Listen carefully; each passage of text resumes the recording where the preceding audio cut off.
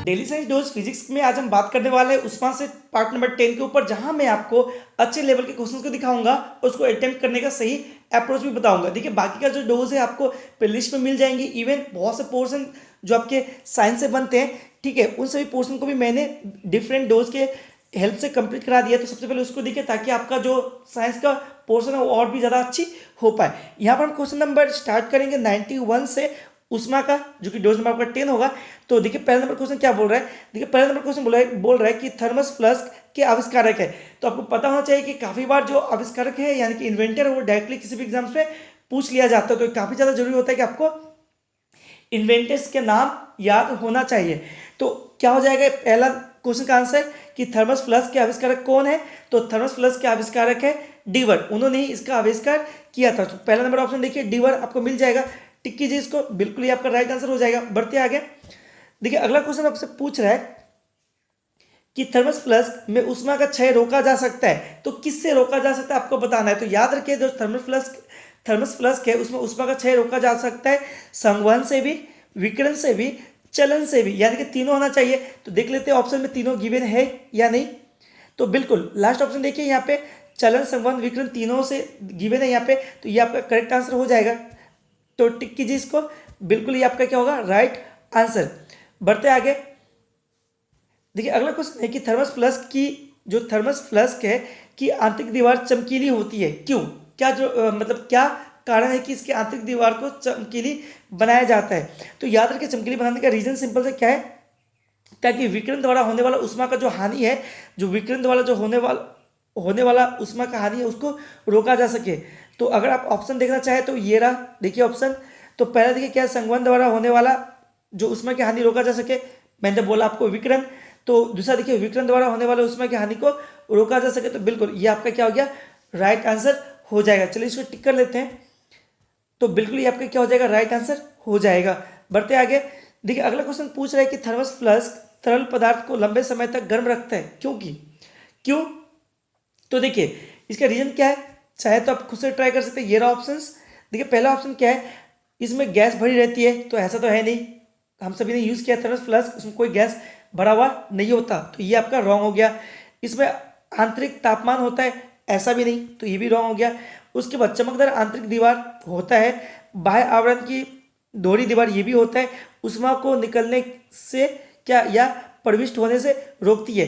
तो बिल्कुल ये क्या करती है, जो थर्मस फ्लास्क होती है वो बेसिकली बाहर से आने वाले उष्मा को रोकती है अंदर जाने में, और अंदर से बाहर भी निकलने नहीं देती। यानी कि ये वाला ऑप्शन जो होगा आपका बिल्कुल करेक्ट हो जाएगा। ठीक है, तो क्या हो जाएगा चमकदार आंतरिक दीवार तथा बाह्य आवरण की दोहरी दीवार जो होती है वो उष्मा को निकलने से या प्रविष्ट होने से रोकती है।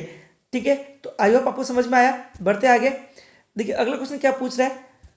अगला क्वेश्चन है कि किस विधि से उष्मा हस्तांतरण को न्यूनतम करने के लिए थर्मस फ्लास्क की दीवारों पर कलई की जाती है। तो किस विधि से उष्मा हस्तांतरण को न्यूनतम करने के लिए थर्मस फ्लास्क की दीवारों पर कलई की जाती है। तो मैंने आपको बताया कि जो थर्मस फ्लास्क होता है उसके आंतरिक तापमान को बाहर निकलने से रोकने के लिए क्या किया जाता है, हस्तांतरण के से रोकने के लिए क्या किया जाता है, उसमें कलई की जाती है, मतलब चमकीली बनाई जाती है।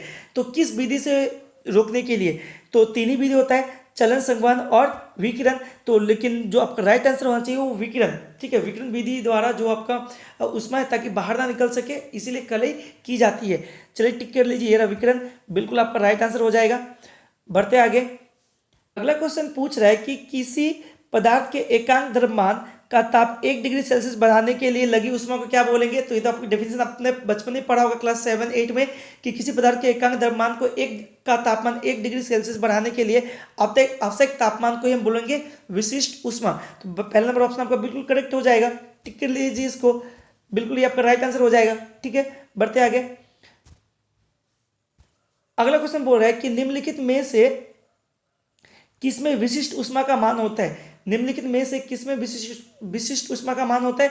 तो देखिए विशिष्ट उष्मा का मान होता है वो किसमें होता है, तो जल में होता है। ठीक है, जो विशिष्ट उष्मा का मान किसमें होगा, जल में होगा। ठीक है, देखिए अगला क्वेश्चन पूछ रहे हैं आपसे कि दिन के समय जो है पृथ्वी समुद्र के जल की अपेक्षा जल्दी गर्म हो जाती है क्यों। तो बहुत ही आसान सा क्वेश्चन है, आप चाहे तो खुद से ट्राई कर सकते हैं, लेकिन काफी ज्यादा इंपॉर्टेंट भी है।